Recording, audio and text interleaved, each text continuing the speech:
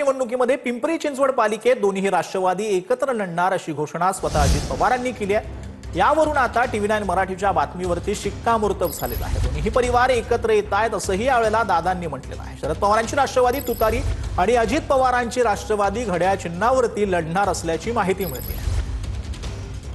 साधारण पिंपरी चिंचवडमध्ये उमेदवारी लढवत असताना त्यामध्ये राष्ट्रवादी काँग्रेस पक्ष म्हणजे घड्याळ आणि तुतारी हे एकत्रपणे निवडणुकीला सामोरं जात आहे। त्याच्यामुळे हा परिवार पुन्हा एकत्र येण्याचं काम होत आहे। बऱ्याच जणांच्या मनामध्ये तशा पद्धतीने होतं। महाराष्ट्राच्या सर्वांगीण विकासाच्या करता काही गोष्टी कराव्या लागतात आणि तशा पद्धतीने यावेळेस ह्या सगळे नेते मंडळी बसलेली होती आणि जागांचं वाटप करत असताना काही पुढे सरकून व्यवस्थित जागांचं वाटप केलेलं आहे।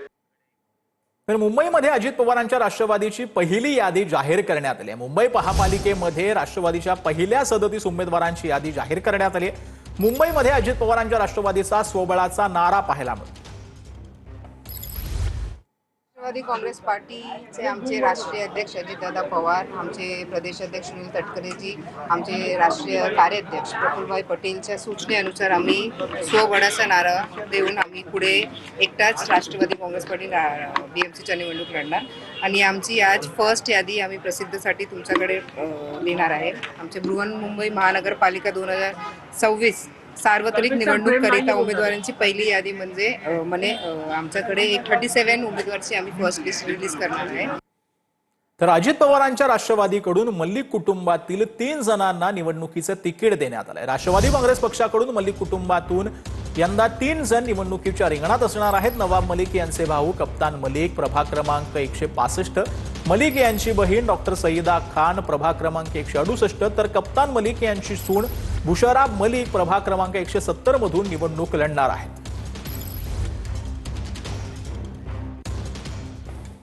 तर अनेक गुन्हे दाखल असलेला सज्जू मलिकांना आता अजितदादांकडून उमेदवारी देण्यात आली आहे। सज्जू मलिक हे आमदार सुनील राऊतांचे निकटवर्ती असल्याचं बोललं जात आहे। ठाकरेंची शिवसेनेकडून उमेदवारी न मिळाल्यानं सज्जू मलिक राष्ट्रवादीमध्ये आल्याची माहिती मिळते।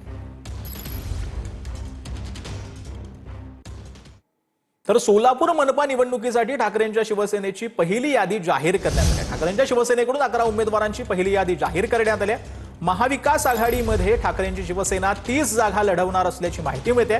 शरद पवारांच्या राष्ट्रवादी पाठोपाठ ठाकरेंच्या शिवसेनेची यादी जाहीर करण्यात आलेली आहे। शिवसेना ठाकरे गटाचे जिल्हा प्रमुख अजय दासरी यांनी उमेदवारी अर्ज यादी जी आहे ती आता जाहीर केलेली आहे। तर जळगावमध्ये महायुतीच्या जागा वाटपाचा तिढा सुटेना। 2 ते 3 जागांवर वाद असल्याचं गुलाबराव पाटलांनी म्हटलंय। जळगाव महापालिका निवडणुकीमध्ये महायुतीबाबत अद्यापही अनिश्चितता जी आहे ती असल्याचं पाहायला मिळते। जळगावमध्ये सध्या महायुतीचं जागा वाटप अजून झालेलं नाही। भाजप आणि शिवसेनेच्या बैठका ज्या आहेत ते रात्री उशिरा देखील सुरू असल्याचं पाहायला मिळतं।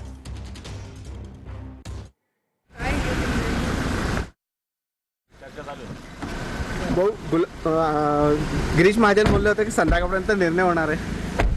काहीच नाही, ते म्हणाले की संध्याकाळपर्यंत तुम्ही खुश व्हाल म्हणून। आमच्या जागा अजून ठरलेल्या नाही। 2-3 जागेवर डिस्प्यूट चालू आहे। पण अजित पवार गटाचं काय मग? काय आमचं अजून काही ठरलेलं नाही।